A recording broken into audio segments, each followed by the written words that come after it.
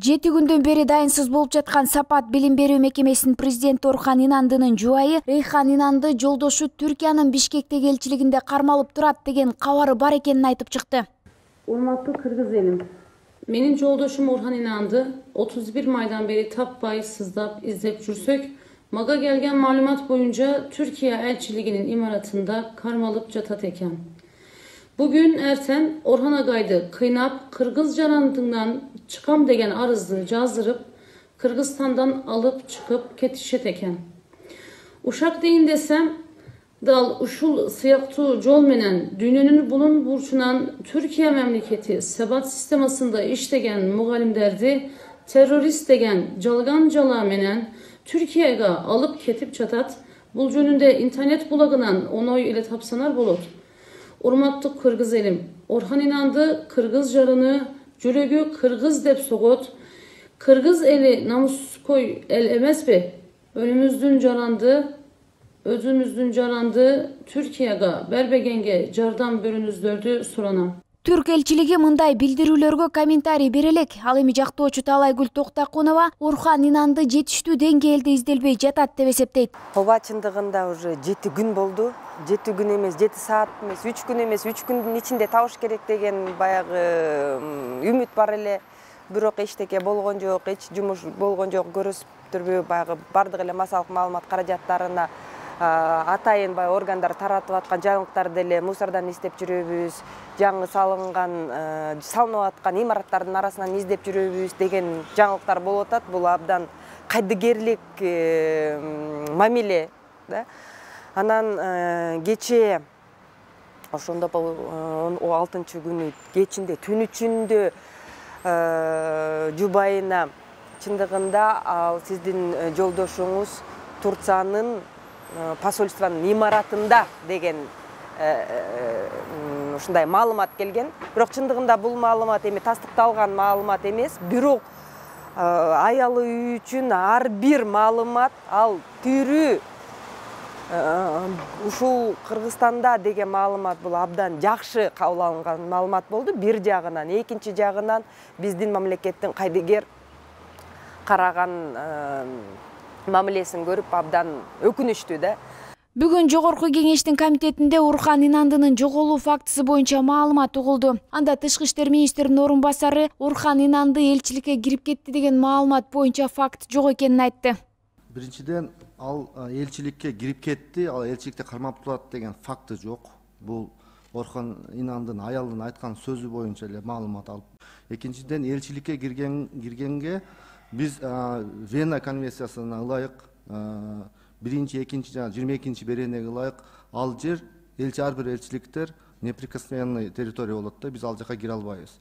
Ал жака кириш үчүн Ички иштер министрлиги же следственный комитет группа Тышкы иштер министрлигине кайрылса, биз ошол элчиге кат жиберебиз. Буга чейин президент Садыр Жапаров Улуттук коопсуздук мамлекеттик комитети жана Ички иштер министрлигине кыргыз жараны Орхан Инандыны издөө боюнча тергөө оперативдик иштерди күчөтүүнү жана кошумча күчтөрдү тартууну тапшырган. Бүгүнкү күндө милиция издөө иштери уланып жатканын кабарлоо менен чектелди.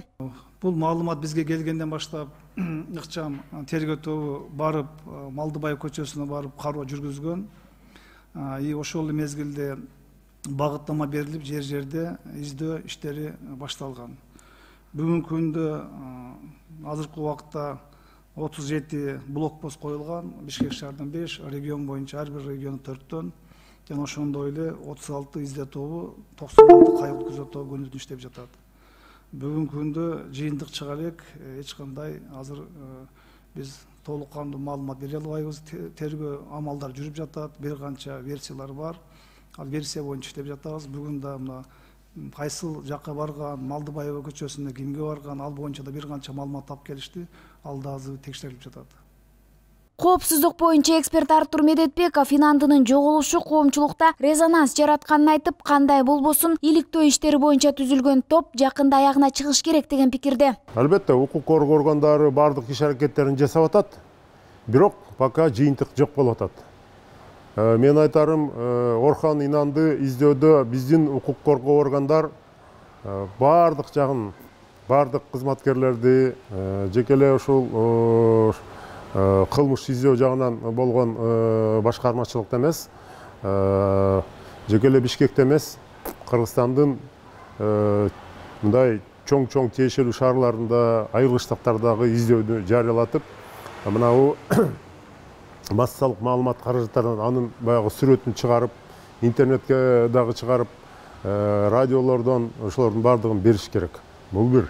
Экинчиси, ар кандай имиш сөздөр, ушактар болуп атат. Бул баягы элчиликке, бир мамлекеттин элчилигине тиешелүү ошолор алды деген.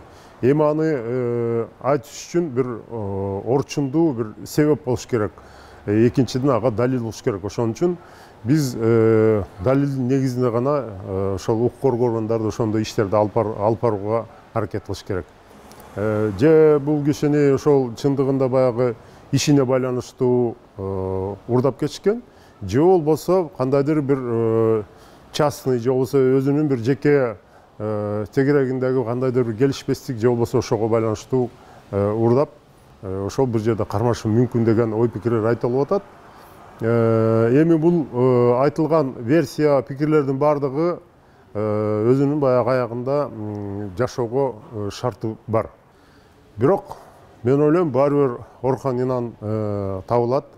Биз ошого ишенебиз. Эң негизинен баягы чыдамдык керек. Экинчиден баягы ачуу калтырбай, ушул баардыгын мыйзамдын чегинде укук коргоо органдарына жардам бергенге, иш аракетин алып барганга биз шарт түзүшүбүз керек. Орхон Инанды дайынсыз болгондон бери Бишкек шаарында аны табууну талап кылган жарандар 7 күн катары менен акция уюштуруп жатат. Мына ушул бүгүнкү акциябыз өзгөчө башка бир форматын алды. Мындан ары эч ким сүйлөбөйт. Акцияларыбызда эч ким мындай сүйлөп, билесиздер эми ушул формат, анан биздики митинг эмес, бизге акция, колдоо акциясы, Орхон Инанды агайды колдоо акциясы болуп аталды. Ушундай бир форматта болгону үнүбүздү, оюбузду биз бир гана ушул плакаттардагы жазуулар менен билдирели. Ушул мамлекетибизде ушул маселе актуалдуу дагы болсун, ушул актуалдуу иштердин катарында каралсын. Сапат билим берүү мекемесинин бүтүрүүчүлөрү аны тапкандарга $1 миллион сыйакы дагы жарыя кылды. Ушундай эле талап менен митинг пикеттер АКШ жана Европанын айрым өлкөлөрүндөгү Түркиянын элчиликтеринин консулдук имаратынын алдында да болду. Орхон Инанды Кыргызстанда 20га жакын Сапат жеке лицейинин, Эл аралык ала тоо университетинин негиздөөчүлөрүнүн бири. Ал Бишкекте иштеп, Кыргызстандын жарандыгын алган. Анын эшиги ачык калган машинеси 1-июнга караган түнү таңга жуук өзү жашаган үйдүн короосунан табылган. Милицияга арыздануун уулу жазып, акыркы жолу атасы байланышка 31 майдын кечинде чыкканын, ошо бойдон дайынсыз экенин айткан. Инандынын дайынсыз болуп жатканы коомчулукту дүрбөттү. Коомдук сайттарда кызуу талкуулар жүрүп, бир катар коомдук жана жарандык ишмерлер өлкө бийлигине кайрылуу жолдоп жаткан чагы.